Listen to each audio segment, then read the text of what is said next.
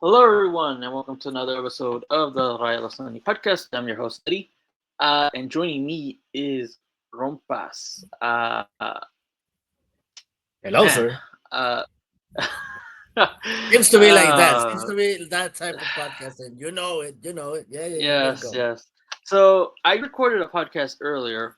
Uh, I feel like this situation with Monterrey deserves two.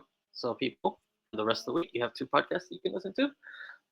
Should hold you down till Sunday. After that, whatever happens, we'll be back.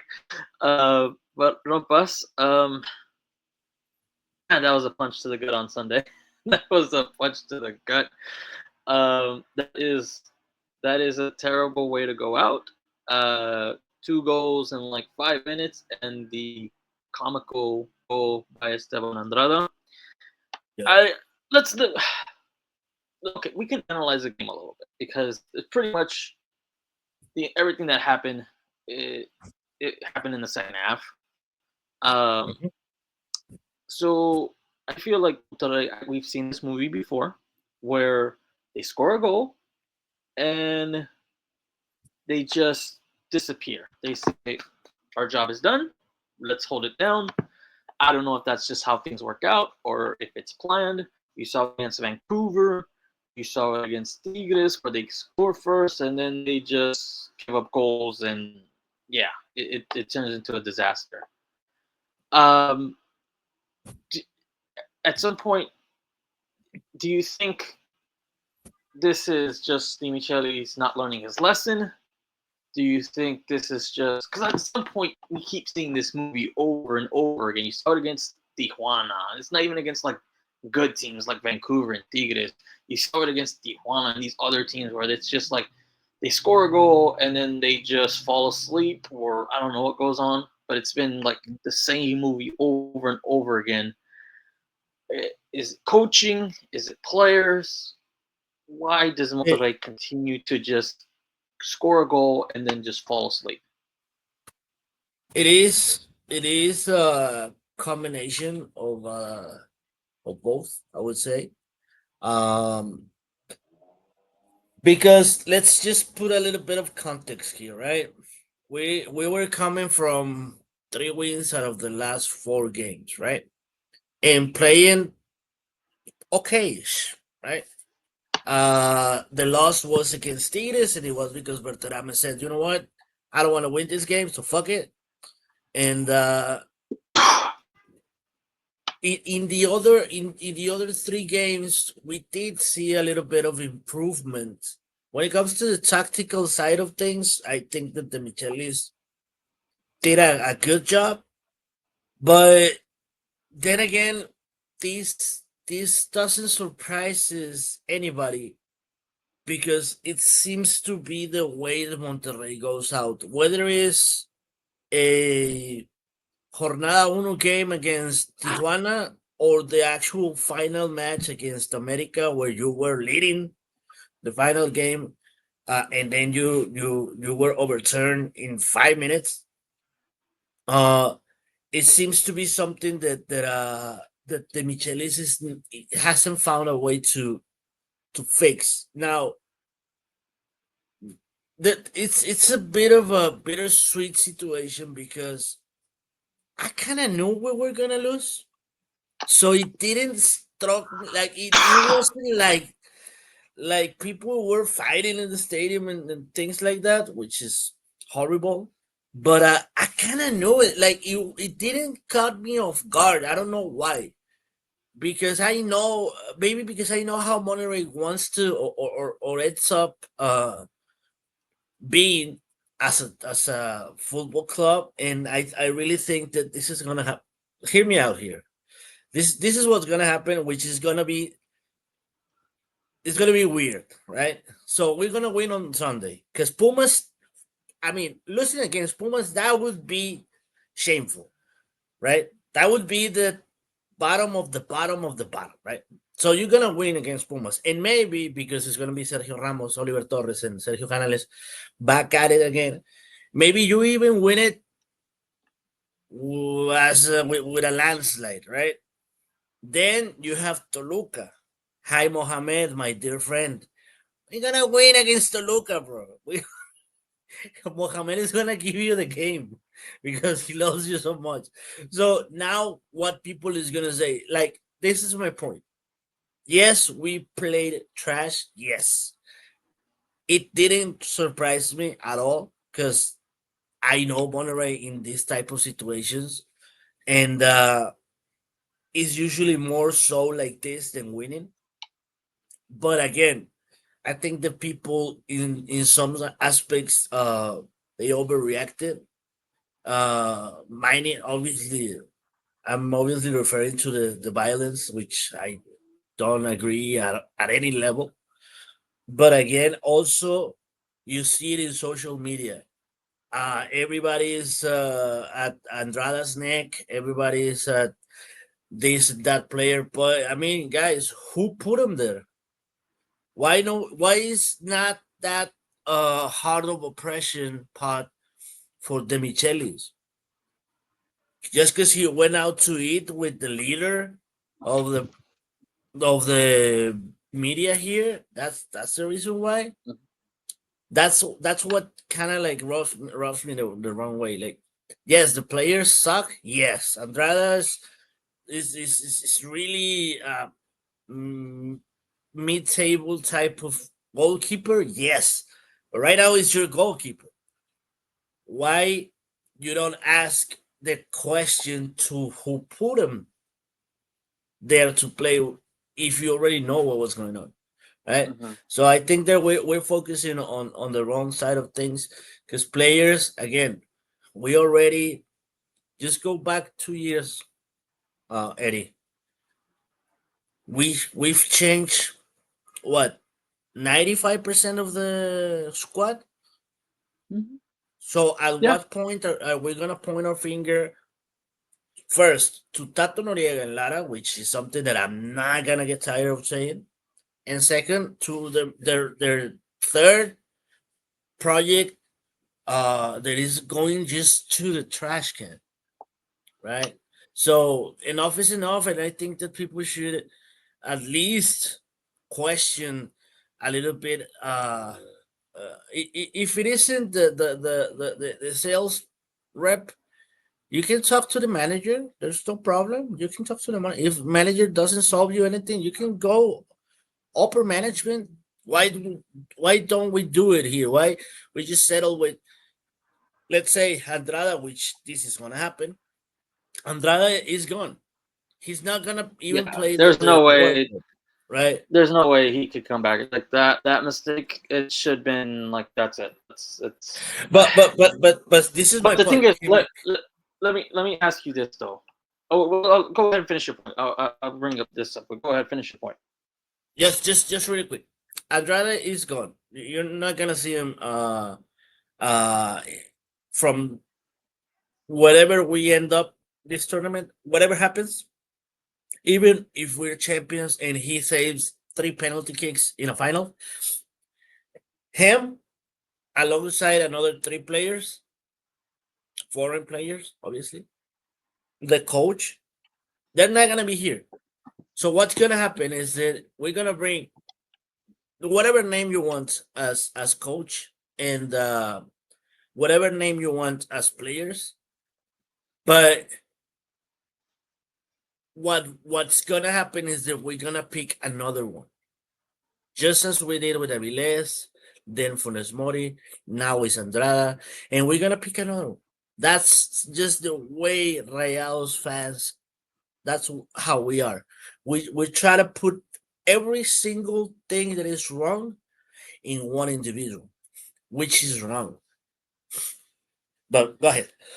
But so look, Andrada lost his job Mhm. last year to Yeah. Monchis. Uh, Monchis didn't run away with it. Like he left it open to where Okay. Di Michelis can say, "Hey, let me start Andrada." Uh, Mhm. started at the front. Like I don't understand why he didn't play him against like Forge.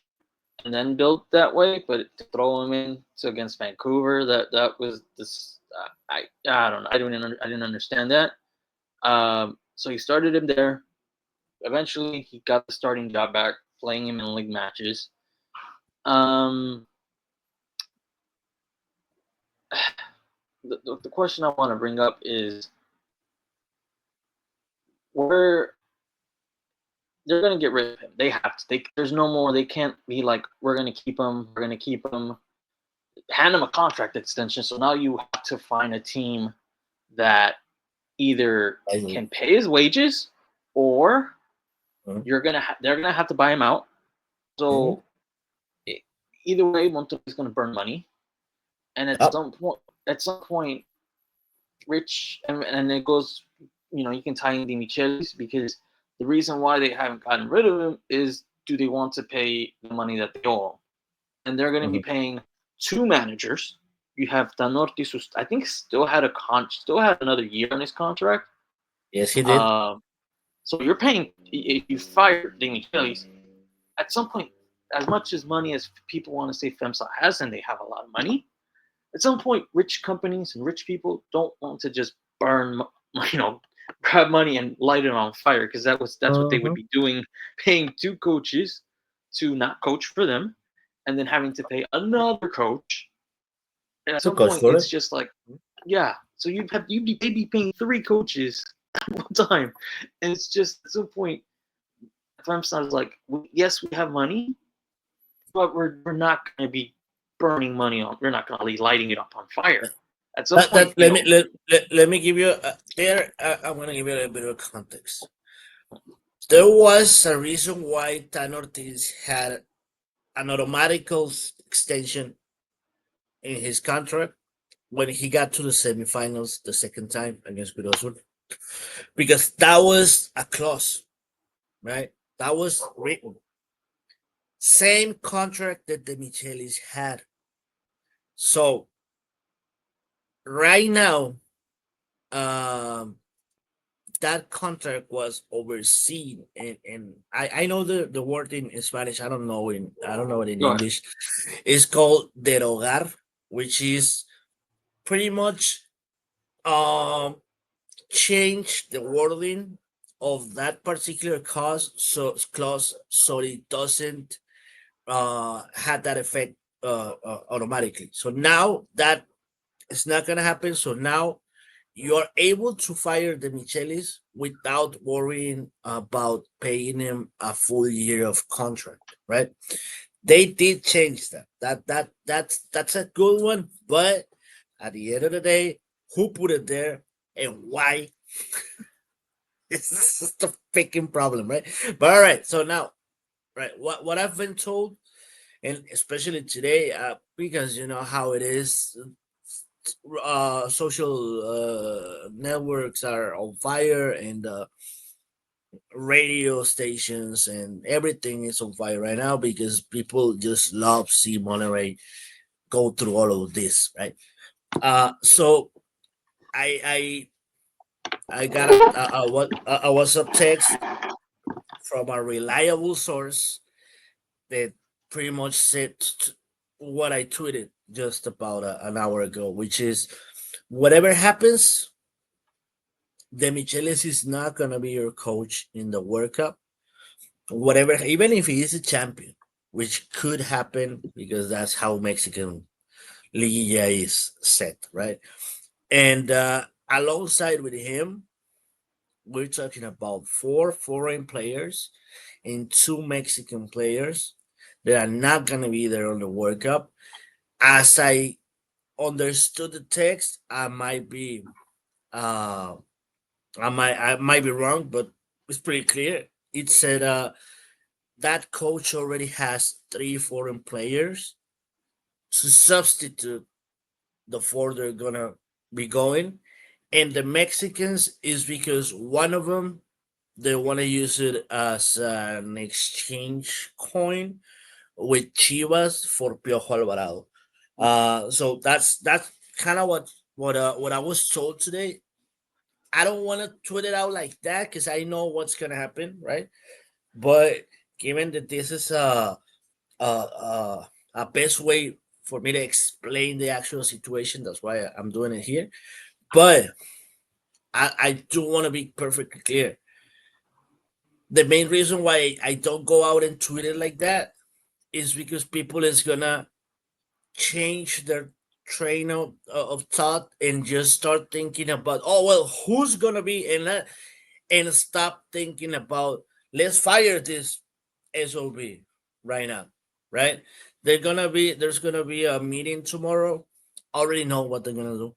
Already know it. They're gonna bring everybody in, all the Micheli staff and the upper management from Rayados, and they're gonna be like, you know what, let's uh let's keep it together. We can win this Sunday, and maybe if we win on Sunday, we can get on this roll. Because I know how they are. Like, they're just magical thinking people. They don't see that playing like we played against Pachuca. The odds are that you're gonna lose 95% of the games that you play, bro. There's no other way around it. Even if you have their Canales, Sergio Ramos, and Oliver Torres, there's no tactical idea whatsoever. So what are you gonna do?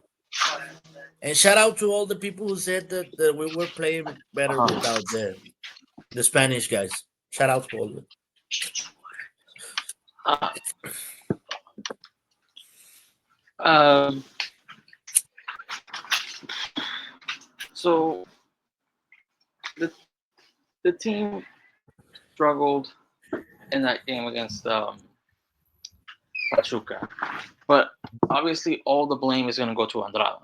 But there are Yeah. other players who struggled, who I think their tenure is on life support. Uh, to me, Jordi Cortizo, the saying used to be he's better off the bench than as a starter, but this Mhm. tournament Not even that. has not even that. And to me, it's like, eh, I'm only focusing on this tournament. You have younger players, like let's say the Aldahir kid, who Mhm. can do more, who's shown you he can play against grown adults despite being 17. Mhm. You also have Mojica who at least shows he's got a little bit more. He isn't afraid to fire strikes. He's shown some potential. You have Cesar Ramos, who you know The is goalkeeper, young, yeah. goalkeeper. I'm only focusing on this tournament, but at some point you gotta rely on your kids, don't you think? It has been part of the formula. If there is a formula, at least for Monterrey, if you analyze every championship that we have, Ligas championships, going all the way back to the 86 one, 1986 one, we had three really good foreign players, really good, which right now we can argue that we have two or three. But a solid Mexican based team, and within those Mexicans, there's at least one or two from the young teams, Yeah.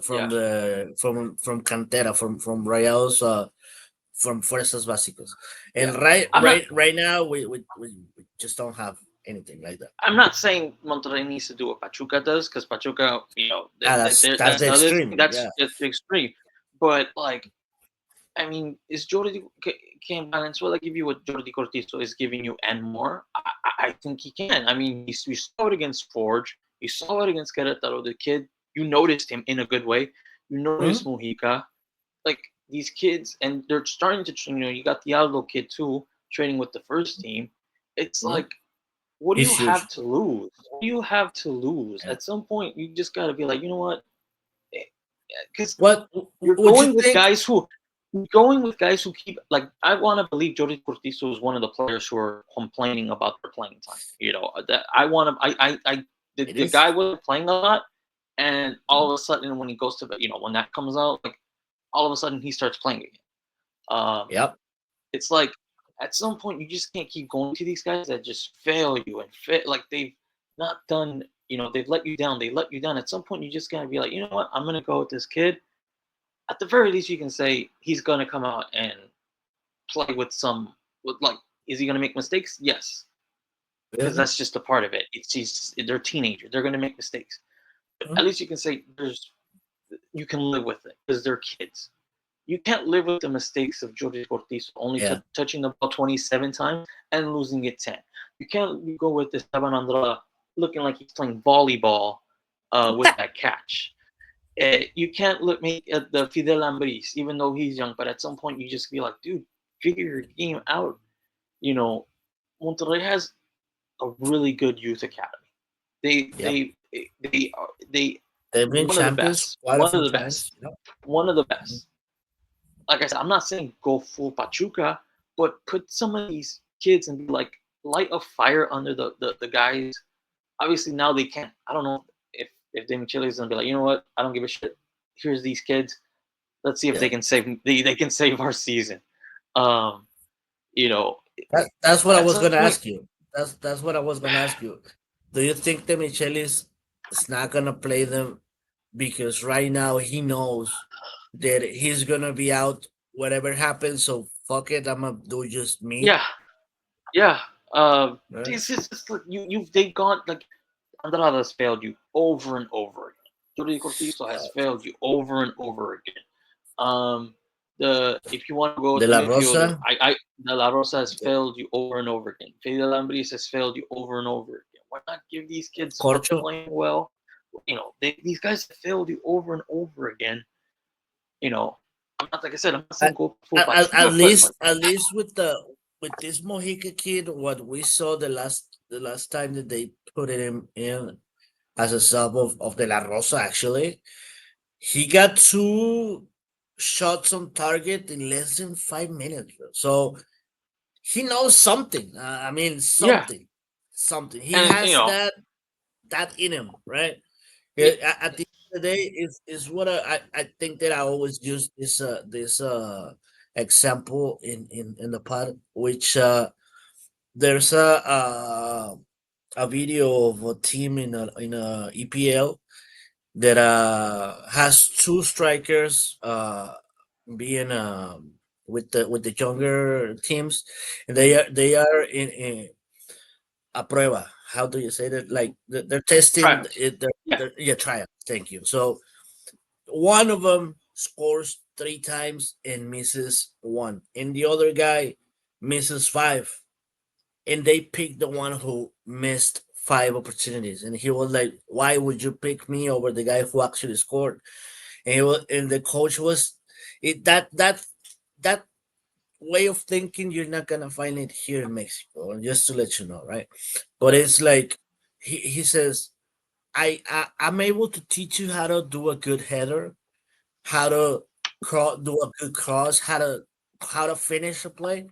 What I'm not able to teach you is how to be on site when you need to be there, how to move between the defenders so you can gain those spaces. I'm not able to teach you that. You either have it or don't have it, which is something along the lines of what I saw at least with Mojica, the couple of games that I've seen him.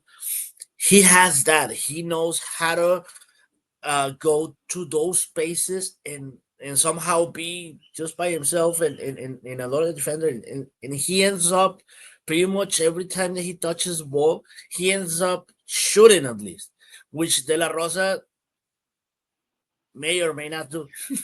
yeah. Right. Yeah, because I mean, look, man, you're right. If all three Spaniards play, they should be Pumas. But I mean, we saw them lose to Tijuana. It's like, hey, I can't even say with confidence that they're going to be Pumas because I've Yeah. seen them lose at home to one of the worst teams in the league and lose in like the same way Yeah, that they yeah. lost to Pachuca, where it's like they score, get ahead, and then they concede two goals, and it's like everything falls apart. Mhm. It's just I'm tired of seeing some of these guys just do I nothing. see that. Yeah. I'm tired of Cortizo not doing anything. Like you need something off the bench to spark something, and you just don't get anything. Not getting it. He's not the guy. Platano didn't give you anything. Mhm. Jordi Cortizo didn't do it. Lucas Ocampos, and I want to get to him right now. Let's focus on him because I didn't touch it on the other pod, only a little bit. But He's not I'm there. starting to get worried. I'm starting to get worried because Yeah. maybe it's going to take him a full off season to get right. He's not. He's Mm-hmm. what 30? He's 32, But not yeah. 22. At some point, you just gotta say, you know what, his body's gonna take him a longer time to heal because Oh, he's. I, I mean, wait. He's when it comes to the physical side of things, like he's good to go. What he's not gaining is that momentum because he's. I see him try to do things that he did when he was at his best, but you see him in his body language that he's not there. He's just not there. He loses one pass and he's all mad and shit. Previously, when he did that, it was because the other guy who was gonna receive the pass didn't understand him. But now it's because he's throwing shitty passes. It yeah, is what it is.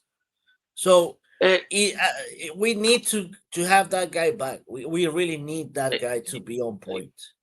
I think it's gonna. I would give him an entire off season. Just do what Okay. you gotta do because I don't. The paranoid side of me feels like at some point, grabbing a lot of guys over 30, you don't Yeah, know it's when their kind of body's crucial. gonna be. You don't know when your body's just gonna go. It's over. Not everybody can be Cristiano Ronaldo playing until they're 40. Not everybody can be Yeah, Sergio Canales being 34 years old and still playing well. Like Luka some players, Modric and so yeah, on and some so might forth. Yeah. sometimes a player's body is just gonna go out like that, and you don't know when. It could be an injury that just starts that decline, and I hope it's not. Mm, But at some it point, could. you got to realize that these are players in their 30s. They're in the towards the end of their Mid 30. prime. You know, Mid they're 30. towards the end of their prime. They're not in their prime anymore. You're just hoping to squeeze out 2 or 3 Let, good let, seasons out of them. let me ask you But one question because it has everything to do with what you're saying right now. I know that you are actually a journalist. Like you are a journalist. yeah, I studied. Yeah, that's the degree right Right, there. I got it. right. I mean, yeah, right. So that this is the reason why I'm asking you, because I am not a journalist. I just do what I do, right? But the is one of those things where it's a rumor, but I fact check it and it is true, not to the point where the rumor says, but kinda. The rumor is this that pretty much the locker room is torn apart. Nobody's talking to nobody. Everybody is on their own set. Everybody has their own friends. Nobody wants to fuck with the Michelis except for one or two Mexicans. Shout out Moreno. Um, and it went to the point where I was listening in well not listening, reading the tweets of Furcade saying that even the Spanish players are coming to training at different time than the team because they pretty much don't want to have nothing to do with the Michelis, which I think that is a bit of an exaggeration because you're not just gonna do that, right? You have to be yeah. professional. But the fact check that I did is that they didn't, and to not be redundant, but I kind of have to. That the actual locker room it is torn up. So it went to shit when everything happened before El Clasico, right?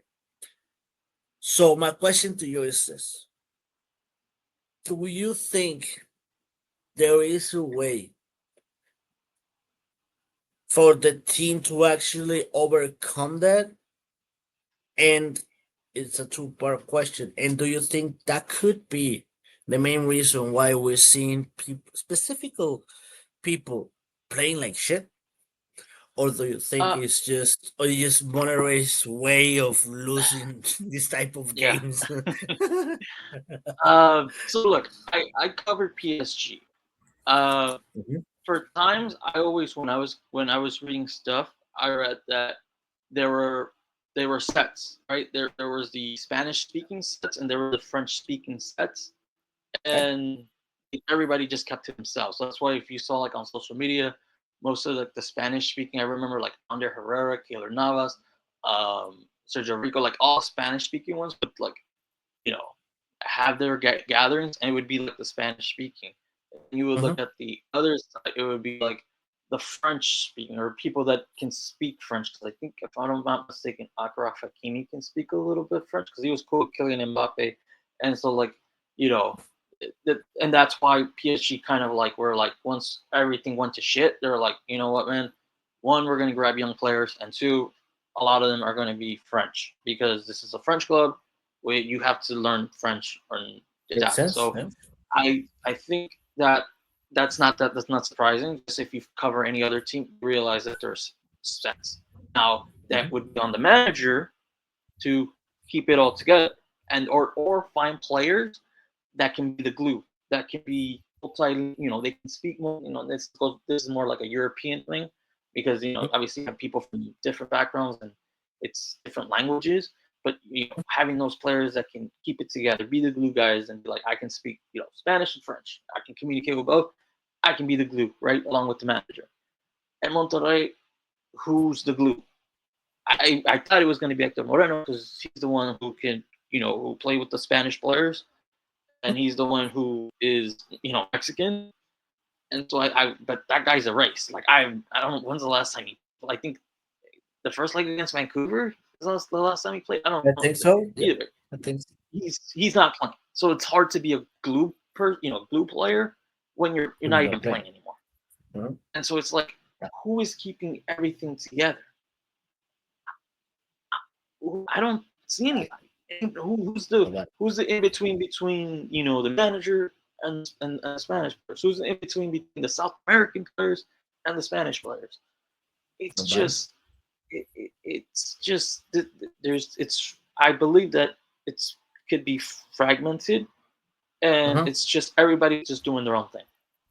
And at that Yeah. point, it's just it's so That disorganized and it's that's just when affecting the you team. that's why you get what I said at the beginning of the pod. That is why I wasn't surprised at all of what happened. Because you see it on the pitch, bro. If you see the game, you see it on the pitch. And even if you're in the stadium, you're gonna see it even more because there's a lot of things that the TV don't show you. But there's three players running, and running, and there's another five that they just don't give a fuck anymore. And you can see it. You can see it. And there's players that they want to, but they just can't. Like Andrada, he wants to. He shows that he is really trying, but he's not. He just doesn't have the capability of No, a clutch yeah, player. It is and what you it is. lost them. Like I think at some point, I think they I lost think them. it. I think the Michelis killed the last of them when he benched him when he should have stayed by him. I just believe Yeah, that. I mean, I know that the Micheli, I mean that Mochis did a okay job last Liguilla, but at the end of the day, you brought Andrada for a reason. You have him there for a reason. You didn't even give him a fucking extension all the way to 2040 or I don't know how 20, long is yeah, 2020 is exactly yeah, right. and Yeah, he's so like the third or fourth highest. Somebody tweeted like the salary. I think he makes more than Oliver Torres. Like he's like yeah, third or fourth yeah, highest like definitely. player. That this is a side subject that I am on that analysis right now. How much money has Tatos Noriega 10-year has costed the Monterrey's financial Yeah, side of things, right? because Because he I like he did it can. for the Vino and the Vino were when I did it, it was 2016 to 2020, and it was 110 million. Yeah, and 110 million in 5 years, bro. um, Where? bad players. I mean, It, exactly. And this guy is maybe the only thing that is different is that you have a Canales. Well, all right. yeah, But then you have and to he hasn't. question. you have to No, question, you have to factor in the actual achievements, yeah, right? yeah, no. And So even though he hasn't paid a lot for players, he's putting them on big wages. Like you're not getting Canales for like he only paid like 10 million or whatever for Canales. mhm, Obviously, you got to factor in the amount he's getting paid. yeah, of Wages. course. Same with you got Sergio Ramos for free, but he's on big wages. So like you got to add all these wages up, just because they're not paying transfer fees for some of these players. But going back to Saturday, um, Sunday. uh, what you said, and I kind of share that with you. Like I knew they were going to lose after they did that first goal. Like even if they were going to go to Yeah. penalties, we know No, Andrade but doesn't even stop worse. penalty kicks. The only way they Would have would been worse. probably advance is if Pachuca misses, their PKs. Yeah. Yeah. And Yeah. Yeah. so to me, once they scored, I knew they were going to score a goal. They had at least one goal. They got Huh? gifted another one. But Huh? you know, going into this game against Pumas, um, how confident are you that they'll advance? Like, give me your confidence. You say they'll win, but like, give me a percentage on your confidence. Because to me, Uh-huh. I want to Huh? say I am 60% confident that they'll Okay. advance. Like, Fair enough. if I want to, because I've seen them beat Pumas, multiple times. In like in this like 2024, 2025, but it's like pressure. Like this is, I feel like Pumas is playing with house money. Like there's no pressure on them. They're like Yeah. people. If you read Pumas, is like accounts when they lose, they want people gone. So it's like if they lose, they'll be like, okay, everybody leave. You know, they're not Pretty turning much on the same. Efrain Juarez. They haven't turned on Efrain Juarez yet. So it's Hmm. like they're gonna back him still. So like I feel like they're gonna play loose. They got nothing to lose. Monterrey has everything to lose because eh, I would think this would be one of the. I don't know if you want to. I don't know if this ranks ahead of that 2020 season where they were dead last, Huh? and the only thing that saved them was the pandemic. I feel Yeah. like this season would be worse because the number of players you have. Like, how are you going? Like, it's already kind of embarrassing that you're in the play-in, but losing to Pumas, it would just like you just said earlier, it would be embarrassing. But I feel like it would be like Chernobyl nuclear disaster. Yeah. Um, but where's your confidence level on this team? Um, because I'm at a 60%. I am sort of confident that they can get through Pumas if they can like score two. Like if they can get a 2-0 lead, I feel like they can win it. Like Pumas is kind of Yeah. limited, and I think Mimote got a red card, so I don't think he's even playing. So he's out. So they're gonna have to count on Funes Mori. Now it could be poetic justice that Funes Mori dials back and decides to eliminate Monterrey in the You most. already did. Uh, You already did he already once. did, but this Mhm. one would be more like knife, like right in the back. Like here's the knife right in the back, Yeah. because of everything that's on the line. But what give me your confidence level heading into this game because, like I said, I'm at a 60%. I think they'll win, but Mhm. I am also scared that they'll do the same thing that they did against Pachuca Okay. or against Cholos because they have fallen to they've fallen to the bottom. Yeah. They've hit Yeah. rock bottom. They've hit rock Yeah. bottom. So it's not like you can say, well, we haven't seen them hit rock bottom. They have. They've bounced back. So I'm hoping that they hit rock bottom here. At least their goalkeeper hit rock bottom. But I would think as a team they hit rock bottom again. There's no way they can go deeper. But what's your confidence level heading into this game? I think I have to, and I'm gonna give you why, right? So I'm at 110%, right?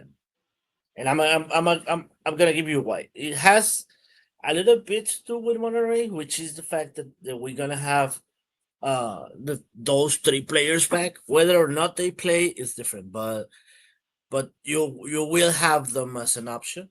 And having Canales on the pitch, whatever happens outside of it, he has shown that his professionalism is there. So I think that itself gives you a bit of a boost. And but the main reason why I say that for me is 110% of when it comes to the confidence side is because I actually saw Pumas against Juarez, and my lord, my lord, they play even worse than Monterrey. Like they don't play for shit at all.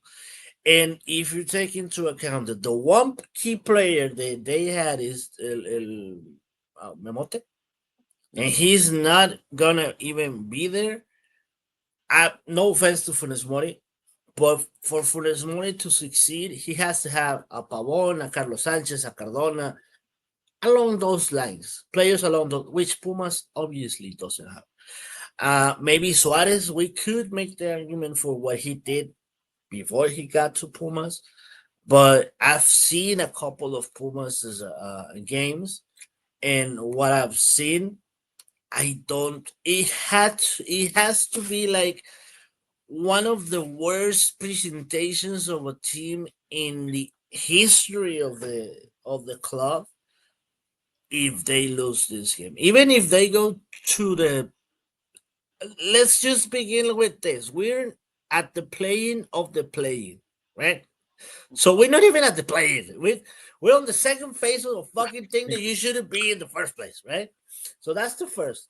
But second, even if it goes all the way to a penalty shootout, which it shouldn't, even there, I saw what Padilla did against Juarez. But again, it was Juarez, and they don't have players with they don't have a Ramos, they don't have a Canales, they just don't. And you do have Mochis, which is pretty much known for Yeah. that. So the question that I'm gonna get back to you is give me your starting 11. Give me your starting 11 for this Sunday, because I know that we're not gonna name the same 11. I know it already, and just from the beginning, we're not gonna agree. But what's your starting 11 for this Sunday? Let me pull up the formation that he went with last summer. So it was it looked like a four. So score has it as a 4-3-3. So I would go. I think it's gonna be okay. In goalkeeper, as much as I want to say Loco Ramos, it's gonna be Mochis. Me too. Um, the back line is probably gonna be Guzman, Ramos, Rica Chavez as your left back, and then Mhm. or Arteaga as your left back, and Rica Chavez as your right back. Okay, In the so midfield, Mhm. uh, I'm go. You, I let's go with the fact that the Spaniards are going to play. Now, Mhm. I'm trying to think as Demichelis because as much as I want, what Then I don't want, think. it, If you want to think like him, because I mean, I can say Oliver Torres and Sergio Canales need to play, but at the same Mhm. time, I mean, we've seen Oliver Torres stay on the bench for a Clásico. yeah, they're coming back. Yeah, they're coming I back. think Coach Rodriguez is going to be one of your midfielders. Um, Unfortunately, yeah. uh, I think one of them is going to be Canales. I'm trying to think. Okay, so I have already Mochis, Federica Chavez, um, Guzman, Guzman, Ramos, Arteaga. Arteaga. I'm just counting like, okay, I already have the four Mexicans that you need to be on the field. Mhm. You were at three foreign players, counting Yeah, Canales and Forge. yeah. So I'm going to put, it's going to be some type of midfield between Canales, Deosa, and Corcho. I don't think he's going to start Oliver Torres. At least I don't think. Yeah. I'm trying to think of him. And then he seems to be tied with for some reason De La Rosa plays. I think Mhm. he's gonna play, and Yep. Berterame, and Mhm. it's gonna be Tecate. So I think that's gonna be the starting up front because Tecate has been great. Like he out of this whole Yeah. disastrous season, he's not going to be what he was at Porto, but he's giving you like the last droppings of his prime. You know, the last. Yes. It's like it's you're squeezing the lemon, and you're squeezing the last droppings out of that lemon that you Yeah, got from yeah, him this season. And I think that's going to be. I mean, I would love to see Mojica play, but again, I'm thinking like Demichelis. yeah. He's gone with the De La Rosa, Bertelme. Yeah, whole I don't know season. if you Yeah. want to say tandem. So I think he's going to go with those two. And if this is his last hurrah, he's going to go with that. So I feel like that's going to be the starting 11. The only thing that there's a couple of players that I think that we're seeing things different. First, I don't know why, because I don't. But at least as of today, today we're recording this on a Monday, the 28th, right? April the 28th. So we have 6 days to go for the actual game. So everything can happen, right? But Yeah, as yeah. of as of today, what I know is that he didn't have any intentions of benching Andrade first. That he would play Andrade again Which wouldn't against surprise Pumas. me because he's kind of stuck by some players, despite how bad they are. Um, Exactly. Exactly. So that's one. The other one that I think that this is because of what he has used more often is Medina instead of Guzman with Ramos. That's the way that he chooses it for the back end to beat. Even though we know that Guzman is better than Medina in the central back position, right? Um Chavez and Arteaga, I think they're a must. I think that Corcho is just gonna keep on playing as yeah, long as the Michel is here. Same thing with De La Rosa. What I would like to see, this is what I would like to see. I would like to see Canales, Torres, right? And well, Torres and De Osa, to be more precise, as midfielders. So you can give De Osa much more space to create and have Canales,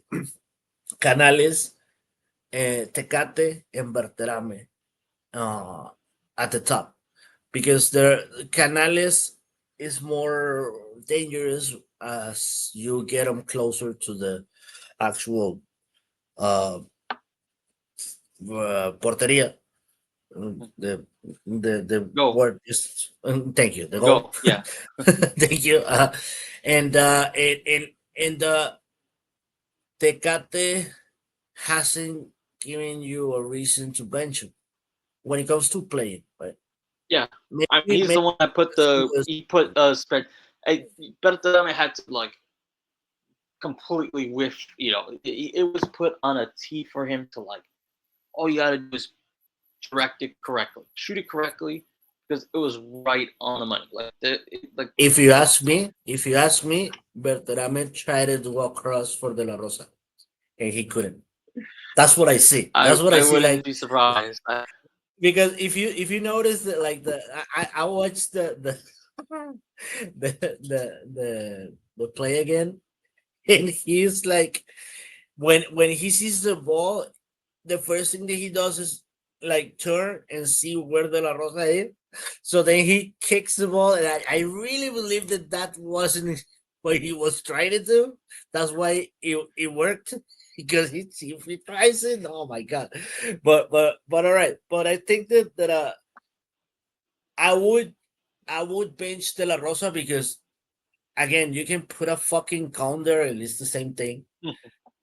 But you have to take advantage of two things. One, they got this momentum that, if you ask me, I'm one of his bigger defenders because if the people he puts the assists for were on point every single fucking time, we would be talking of Atecatito's best moment even before he went Mhm. because he has done this since Cruz Azul semifinals, he got tired of putting everybody in front on the fucking goal, but everybody missed. Now people is starting to score. So now people is saying, "Oh, Tecatito is back now, bro." People who score are getting that respect for Tecatito, right? So you don't have to. I wouldn't bench him, of course, and I would seize that he's doing really good, whether he's playing against the back of the line or even when he comes a little bit inwards. He also managed to do these cool passes that I mean, I would do it like that, but as you said, if we're thinking or if we're being Demichelis, because I don't think he thinks. I really believe that he's gonna use, as you said, he's gonna be with Corcho, and he might even start Aguirre, and he might even start whoever the fuck, because we don't know what He's what the cat whispered to him. We don't know, yeah. so that's the main important thing. Um, actually, I don't want to get too far ahead because obviously they have this game, and Huh? uh, I think after whatever happens in this game, I think that starts the narrative in terms of whether people are fully focused on Tato Noriega and Hector Yeah. Lara and whoever else you want to say, or we're gonna start a preview against a Toluca side that is very talented, but we also seen Toko Mohamed kind of fail uh, as a manager for Monterrey, losing to like Puebla and San Luis in the repechajes. Mhm. Uh, so he's prone to making so I They don't want to didn't get too even far. Yeah, they didn't even win against us in the middle of the season when they were yeah, coming from a big win against Tijuana, like 4-0 or yeah, something like that. And against us, they did shit, and we yeah, even were a complete team. So yeah. yeah. So, but I don't want to get too far ahead of like, okay, who has to go? Who has to go? There's still one game to be played. Mhm, mhm, Um, but I think we're starting to see who more than likely is going to be out. yep, And something I asked on the other podcast, I kind of touched on it a little bit with some of these young players. Um, at some, I know Monterrey is always let's spend money on this and that, but I don't know who's going to be manager. So it all mhm, depends on this all goes to waste if you know depending on who the manager is. But at some point, do you, especially if you're going to invest in like Canales type players, where it's like they're going to require bigger wages than what we've been used to in the past, like paying for like South American players and all this and that. Um, do you start relying on some of these young, going back to our previous discussion, do you start relying on some of these young players like a Venezuela instead of paying? I don't want to say Cortizo is making a lot of money. He's pretty sure he's making, notable wages. decent, a Do decent amount. you, yeah, but do you rely on some of these players, who are on really cheap contracts? That way you can, and then we can start focusing a little bit on the Club World Cup, where if you grab a striker from that's playing in Europe or a goalkeeper that's playing in Europe, they're going to cost you some money. Yep. You get rid of Cortizo's wages. You'll be like, okay, we'll use this wages for help fund whatever we're going to pay the striker, or Mhm, do you start using some of these young players as like, hey, these are really good players or really good prospects that if we can hit, they're going to be on cheap contracts for the next 2, 3, 4 years, depending on however mhm, long their yep. contracts are. Do you start leaning on some of these young players? Because there's some really good young players that I'm kind of like hoping they can develop. And I'm hoping they use Leagues Cup to Mhm, roll them all out. Like here, don't play any of these veterans. The only thing that Leagues Cup has to offer is that you get a CONCACAF Champions Cup berth, which Monterrey already have, so there's no use yep. to doing that.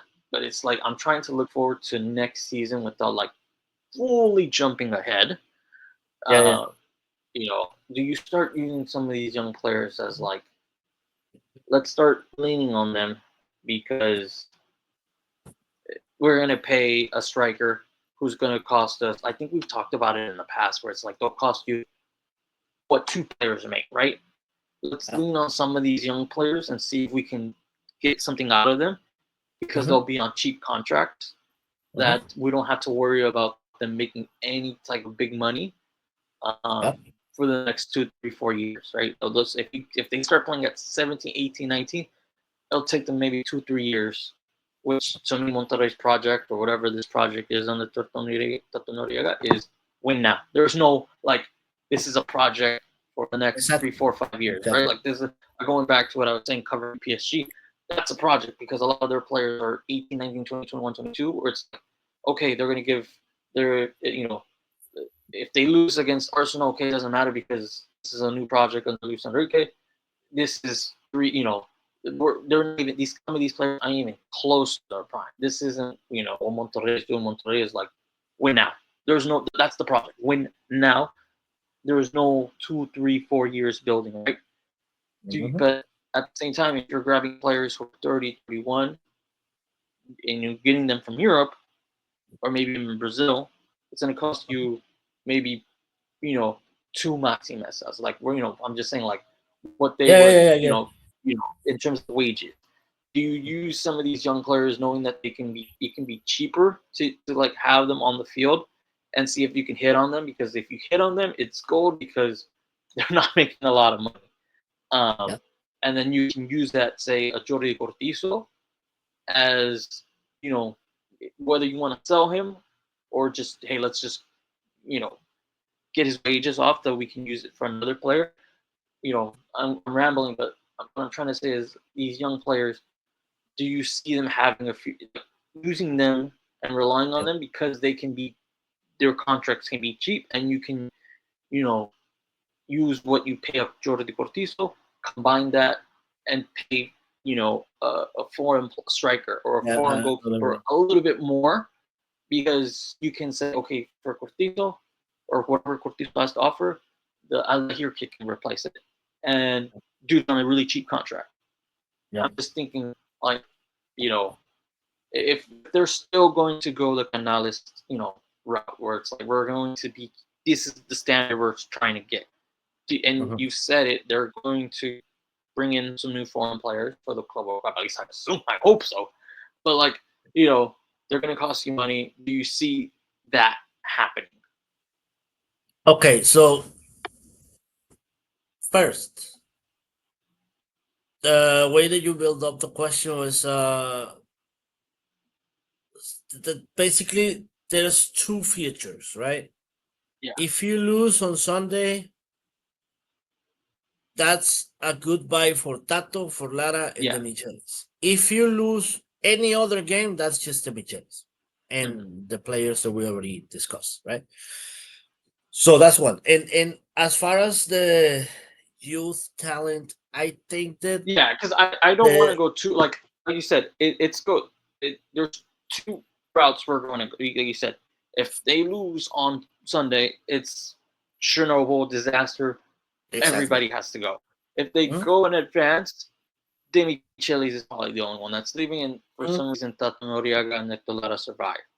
I am going like I'm not trying to go two routes because I think if I would like to think if whoever I don't even know who is Felix Sola in charge or whoever is in charge.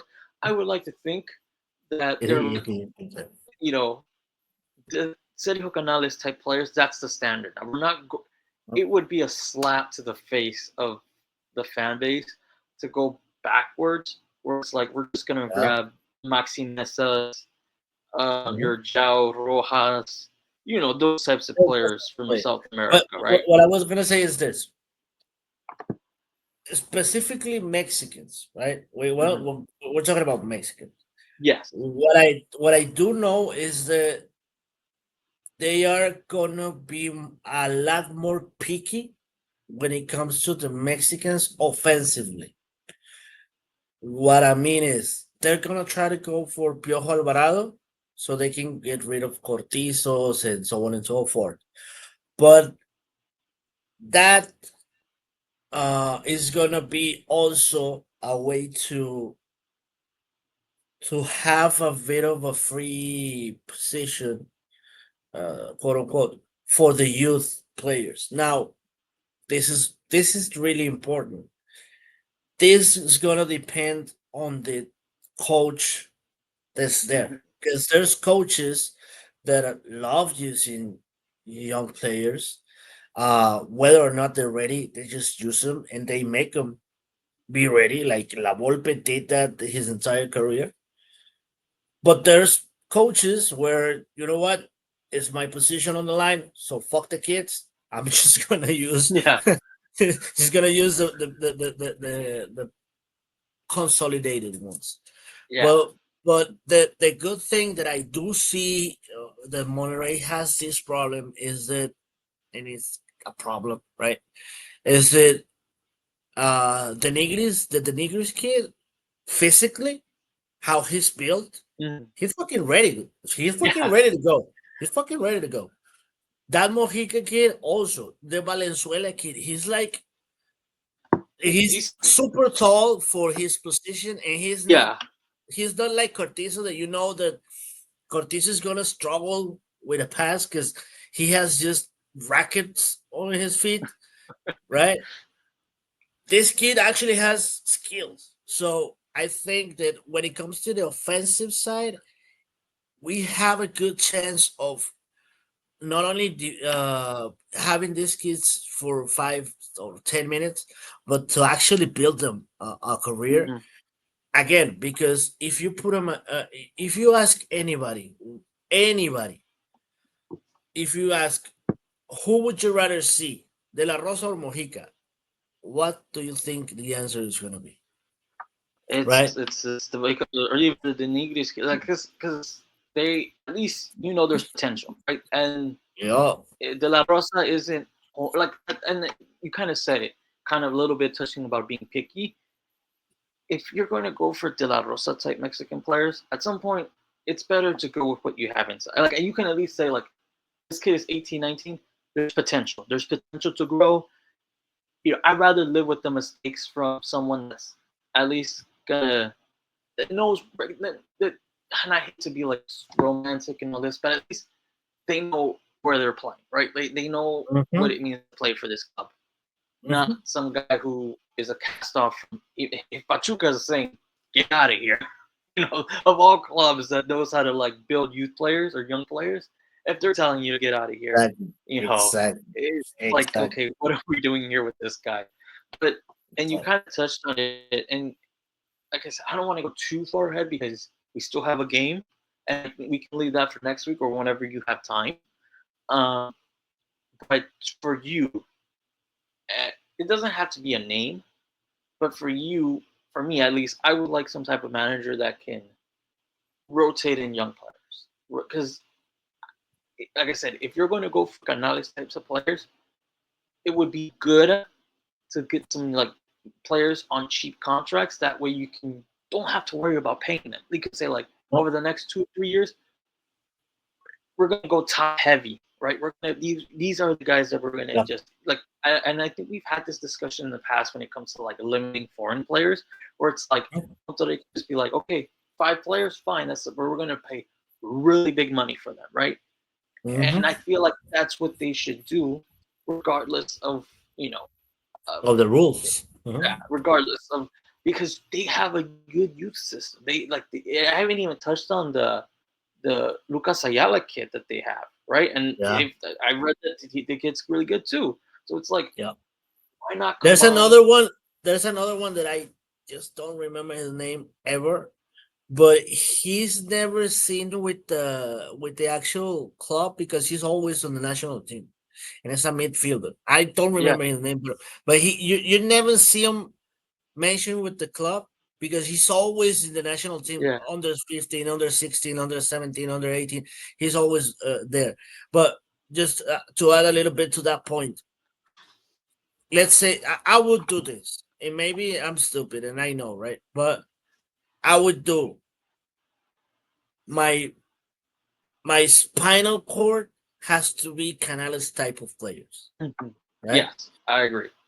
And around them, you can have either really good Mexican players, or you can have those, and then have in the bench a couple of kids that can learn from all of them, right?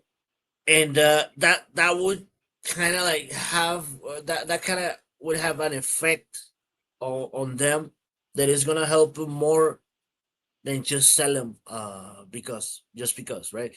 Because Yeah, again, as you were saying, we actually have a good uh academy. Fuerzas Básicas academy. Like, we've been champions. We're the only team in the entire country that was a champion for the entire four divisions on the same tournament. We were champions under 15, under 17, under 18, and under 21 on the same tournament. So that speaks volumes of what you have. Mhm. And the only thing is that, again, we have coaches like the Michelis that they just don't want to use it. Even Tan Ortiz, maybe because of the circumstances, of course, but he did use a couple of them, right? So Yeah, you could make the argument that if you have a really good backbone and a really good spinal cord, then you could give you that permission to yourself to use this type of players and have them actually compete. That's the only way that you're gonna see if they're as good as they're gonna be. yeah. Put Because them I there. don't want, Put them I there. don't want like and going back to like where we're like going back to Andrada. I would like Alexandre. Andrada type players shouldn't be in your top three, top four, top five earners. Like those players, I would rather Yeah, play with five foreign players that are mhm. Canales type players Yeah, of over course. having an extra three that are more like of Andrade. Yeah, Andrade Andrade. level, or Maxi Mesa, or a Sebastian Vegas, or a Johan Rojas, You keep or saying, it's you like, keep saying, you keep saying Maxi Mesa to the point that I had it. That guy was a champion of every fucking single thing with the club. So stop using but Maxi I mean Mesa's like, name. but like I it's like get your point. I get your point. I'm just fucking with you. I get it's your like point. it's like they're not. It's that I guess because he's the poster child of like this like What not to spending a lot do, of money right? on those types of Yeah, players. Yeah, exactly, exactly. you What know. not to do? Yeah, yeah. Uh, but it's like it's like I Now, said, I'm not trying to get oh, wait, too wait, far wait. ahead. I was thinking about a question, and Go I ahead. know how to phrase it now. Now, do you think that the fans, you know how it is on Uh-huh. specifically on Twitter. On Twitter, we're fucking ruthless. So, do you think the fans are gonna be okay with a kid like, let's say, Mojica missing a penalty, then missing a couple of more? You think that they're not gonna bash him? Oh yeah, It's they're gonna gonna bash him. happen. But Exactly. I So don't see him taking like I don't think yeah, he'll be right. taking Yeah, of penalties. course, of But course. Yeah, yeah. I I think That's the thing. people have to be realized that look, this project is win now, right? This is That's no project. Yeah. it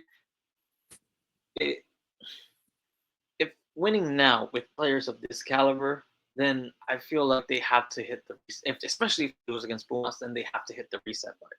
At some point, Yeah. it's like it hasn't worked. Yes.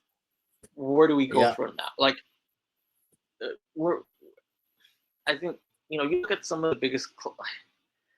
I'm not trying to say like these players are going to be like Lamine Yamal or something like that, but I'm saying No, like no, you see some of the biggest clubs in the you world brought have you brought patience with like you you brought have pay. Canales in. You brought Canales in, and Mhm. you're gonna enter his third year without any freaking title. That has to I, tell you something. That has to it tell you something. I I just and who knows if he's gonna stay or not. Like at some point, it's like does he want to keep continuing to be a part of this project? Like, if they lose against Pumas again, I don't want to get too far ahead because they can win and everything's calm. So I don't want to get too far ahead.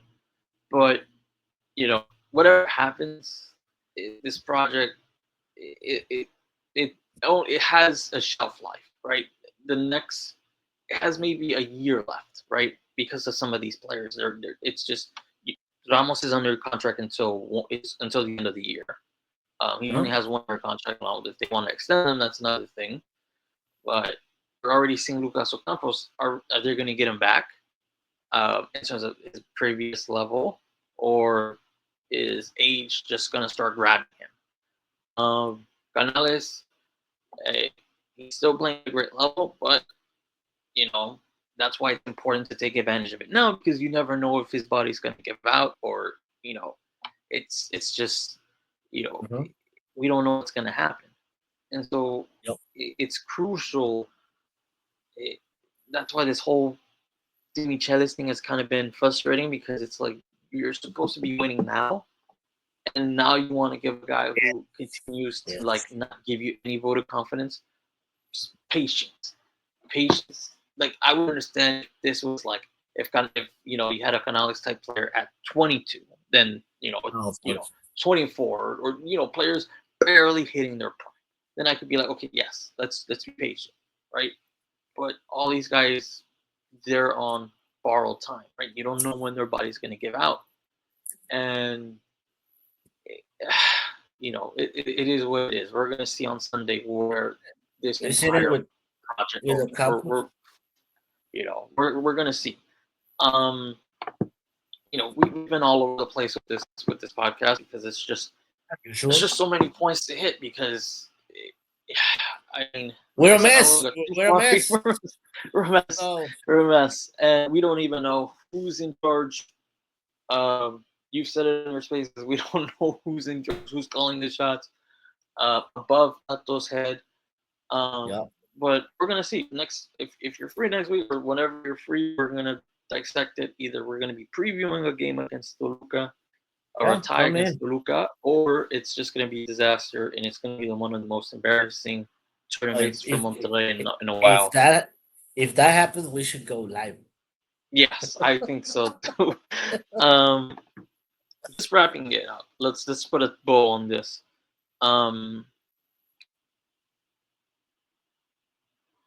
Where do you see this entire thing going? Again, I'm not trying to get too far ahead, but obviously, no, you know what? I'll put it this way. Let's end it with here. We already know that it's embarrassing to be in the play-in. Where go back to January or last summer, right? Monterrey was entering the most important year in club history, I would think. You had the CONCACAF that you need to win now, because it gives you till the 2029 World Cup. You had the Club World Cup, and they were coming off winning, a final appearance. And then they have all these big name players. Now, one game, all the pressure to not be the most laughing stock. I don't want to say in Liga MX history, but one of the clubs, because you can consider the names. How going into this tournament, and maybe this entire calendar year, I don't know how. Give me your reaction as we head into this game against Pumas, where it's all the pressure on the line here. It's pretty much a final. I would say it's a final, because there's like I said, if they lose this game, if they're not, it is laughing stock, disaster. There's no, they can't lose. They cannot lose. It would have much more consequences that we can imagine, because imagine River Plate fans seeing this happen, and especially the team, how do you think they're gonna face us Yeah, in the World Cup? They're gonna say like, "These guys, come on, bro, yeah.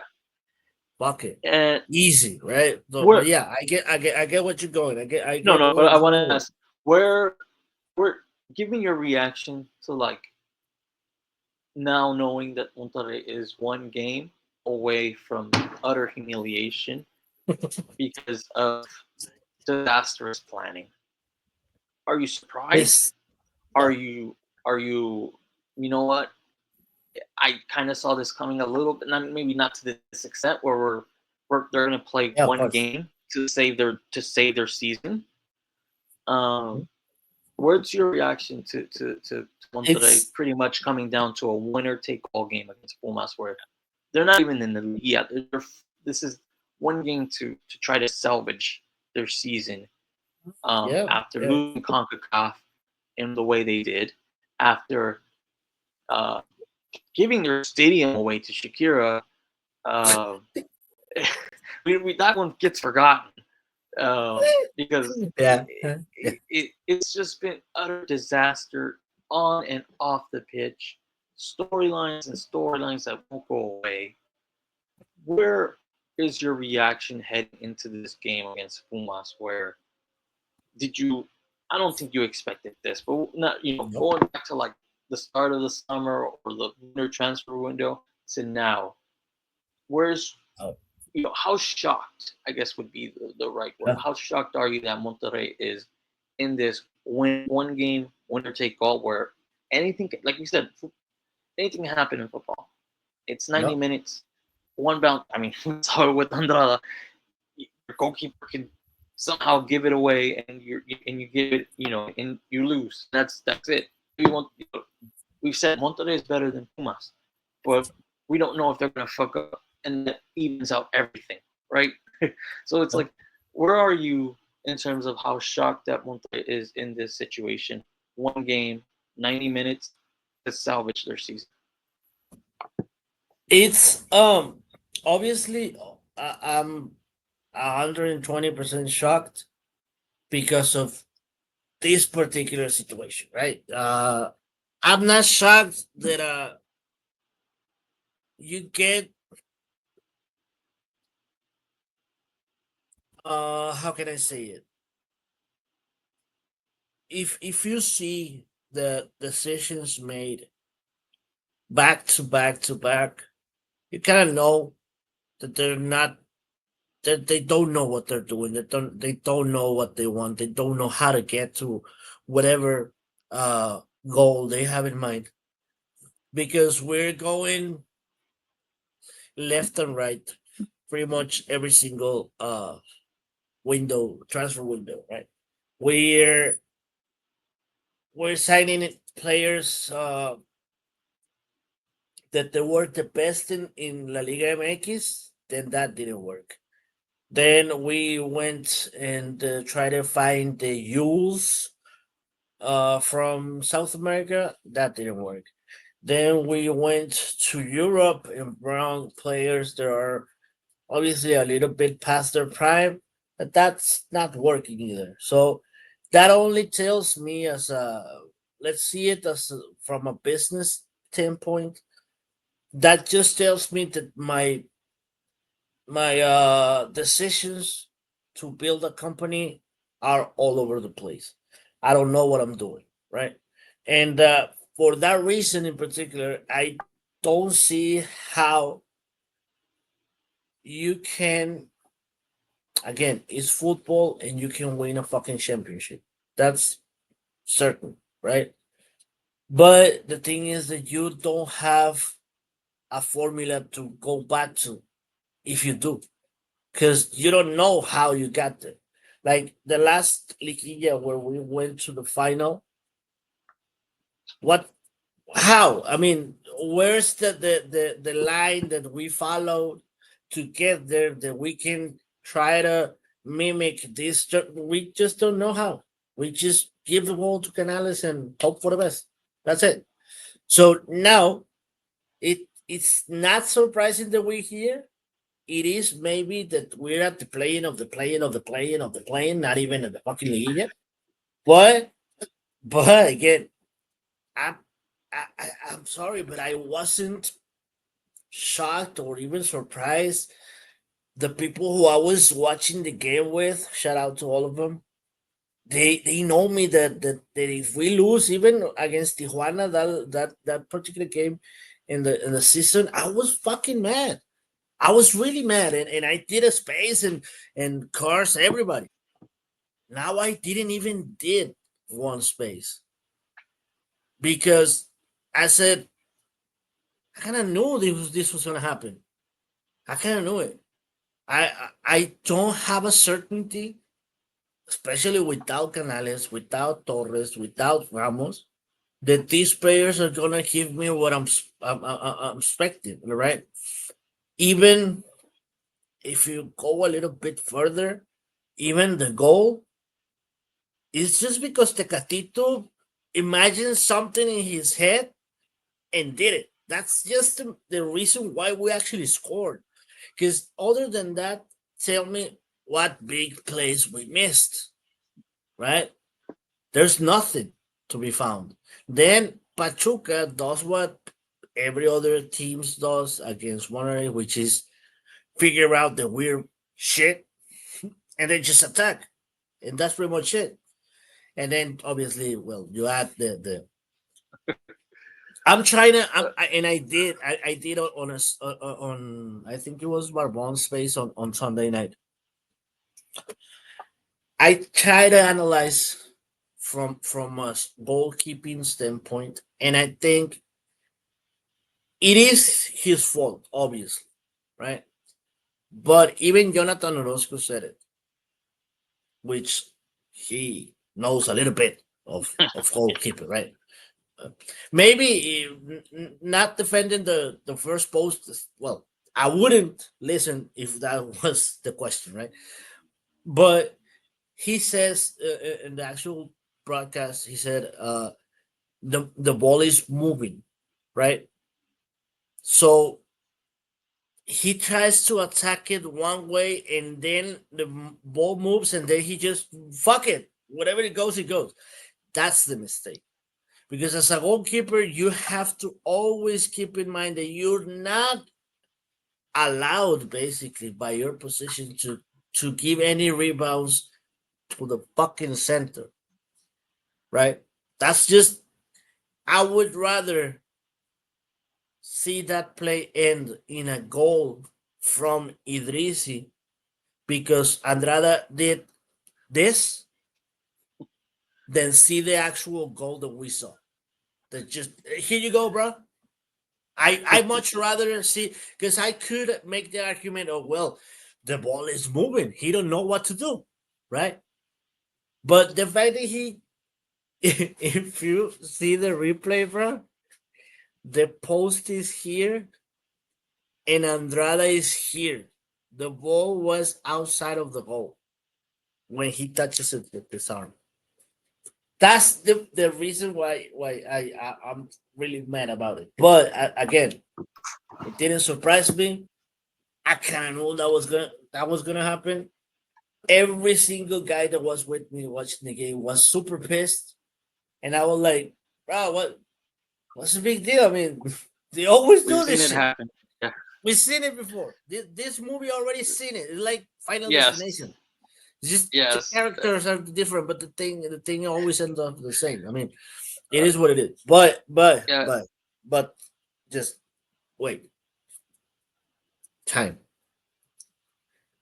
The only thing here is if you would have said you know what is even Juarez, I would be much more on the side or on a losing kind of mind state. I would be with the Querétaro, with the Tijuana, with something along those lines. I would be much more on that side of thinking that we're gonna lose. We're definitely gonna lose. It's not because I hate Pumas, which I do. It's not because of that. But it's just because I've seen Pumas. At least I watched 5 games this season, which is a lot. Obviously, one against Monterrey, the one against Tigres, and I watched some against Cruz Azul, against America, and against Chivas. Right? They fucking suck, bro. If we lose against Pumas again, not only the Michelis, Tato, Lara, the fucking gardener, the guy from the security position. Me as a fan, I would fucking hang my shirt and you know what? Fuck it. I'm out of here. I don't like football anymore. Fuck all you. That's what I would do. That's what I would do. Right? uh, Because there's no way you can lose against Pumas. Bro. at home. That's not even a team, bro. That's not even a fucking team. You Yeah. have Juarez as their coach, whose whose way of thinking is that he can bring Funes Mori back. Back from where, bro? Back from where? He's not in uh, Rayados. If it was Rayados, you can make the point or make the argument that I can bring him back. Yeah, because you saw a prime on Rayados. But on Puma, what the fuck? He has like one or two goals. Back from where? I mean, but again, it's Pumas. That's the only reason why I'm super confident, and I might eat my own words. I don't give a fuck, you know it. But it is Pumas. If it was anybody else, if it was uh Necaxa Femenil, I would be scared. we'll just leave it there. But you talked about the Fucking hate feminine. Shout Pumas. out to I Rayadas. fucking hate. Shout out to Rayadas. Shout out to Rayadas. Yes, yes. Eliminated Tigres for the second consecutive tournament. Soy Coming tu back from mamá. behind. And yeah, you know, they're. I don't want to take this. Isn't a shot at them, but this should obviously the family is different. I think Monterrey and Tigres and maybe America are the only top ones that really kind of like those are the three clubs that kind of take it that really take it seriously, right? They invest, Yeah. they treat it with respect, and their women are paid. You know, Mhm. they're paid, they're taken care of. They don't have to do the gambling stuff that you've seen in the past that some players maybe have to do because their team treat them like dog shit. Um, Yeah. you know, but for them to catch up to the men's side, again, this isn't a shot at the Rayadas, but it should be like a reality check. I would say it's a reality check for the men to be like, If what they have they win, done wrong? If you they mean catch them if up they to like win? if they catch them up to Okay. like same league Fight, fight. titles in a decade. No, it would be less than a decade because when Less they than a start decade. 2017, Yes, yeah, it should be a reality check to the men's side to it be would like, be what have awesome. they done wrong? Because they've invested millions upon, and you just said upon millions, and it's like, what have they? I mean, we know what they've done wrong, but it's you would think there would be some type of self reflection, be like, what have we done wrong? To like, why can't we do what the women's side did? And I mean, I'll be honest. On the men's side, there's only like 6 or 7 teams that like really invest, like Cruz Azul, America, Tigres, um, The sometimes ones who are on the Pachuca. Liguilla. Yeah, Yeah, the ones that yeah. are regularly on the Majority, Liguilla. but it's consistent. Like sometimes the Caxa You can be you good at cannot that. you Like cannot you cannot know you you got cannot know six teams. Six teams are usually good. Like your Cruz Azul, your exactly. Tolucas, Yeah. your Pachucas. It all depends, if they hit on some bet, but they're usually good. Usually, America, Tigres, am I like right? those are like the teams that are like they're gonna Yeah. invest. Whether it works out for them, who knows? Because again, it's football. But it, I hope if Reyes does win this tournament, win this Liga, that there's some type of reflection to be like, why can't we replicate that success? Because they have the money to do so. They've just invested poorly. They've hired the wrong people. I hope there's some type of self-reflection to say, why can't we replicate what the women have done in less than 10 years? Because I would, if the men's side were to do what the women's side have done, dude, everybody would everybody would be happy. But I don't want to take away their success. They've been great. Yeah, They've of course. invested in good players, and they've done great. And we recorded this right after they eliminated Divas. So I just want to say shout out to them. Oh, Rompa, that's anything else you want to add before we go? Yes, one quick thing about that specific subject. That's what you get when Ornelas has nothing to do with the decisions. That's what you get. A team like Rayados Femenil, who's winning and winning and winning, overcoming circumstances, overcoming a maternity that they had against Tigres. Tigres won two times in your turf. Now you have won the same two times on theirs, and now you just eliminate them every single time that you face them. Uh, that's what you get when you don't have that type of first of yeah personas, because they're more of a persona than actual people, and that's what you get when you don't have Sebastian Luri chiming in with fucking ideas. Uh, the worst ideas ever. But it is what it is. Other than that, shout out to all my rompistas. We just breached the 43K mark. I think it was a week ago. We're at 43.3, I think now. So we're getting to a pace that I haven't seen in a couple of years now. So shout out to all of them. And uh followed me on TikTok. I will be uh uploading videos there with all the estufa shit that I know already. So it's the same at Ropas back on TikTok. And I will be doing lives there too. And shout out to you, Eddie, for inviting me over. Uh count me in for next Monday, whatever happens. Count me in. Same time, same day. Doesn't matter. I will be here. We're gonna be previewing the Toluca's game. Hopefully, if not, you're gonna see a Rompas that you don't want to see, bro. You don't want to see. You're But gonna retire your Monterrey jerseys. yes, yes, I'm gonna bring all my jerseys. I have 32 jerseys from Monterey. All of them, I'm gonna bring one by one. I'm gonna put them all at the same time and just start taking them off as we go till I end up with my, I don't know if naked or whatever. But if we lose, it's Uh, gonna be nuts, I, nuts. I Believe me. yeah, I'm pretty sure you're gonna do a space if they lose, so that if people aren't following you, they they're gonna see a Yes, space there. So, uh, yes. like and subscribe. Uh, it, yeah, like and subscribe. I gotta get used to saying like and subscribe for YouTube, but other than that, I mean, two podcasts for everybody. We don't plan until Sunday, so if you need something to listen to, Yeah. there you go. Oh, But wait, yeah, for wait, all right. wait. Big shout out to my ropistas because they made my participation on the last pod the most beautiful one. Because you know who I am, Nick. You know who I am.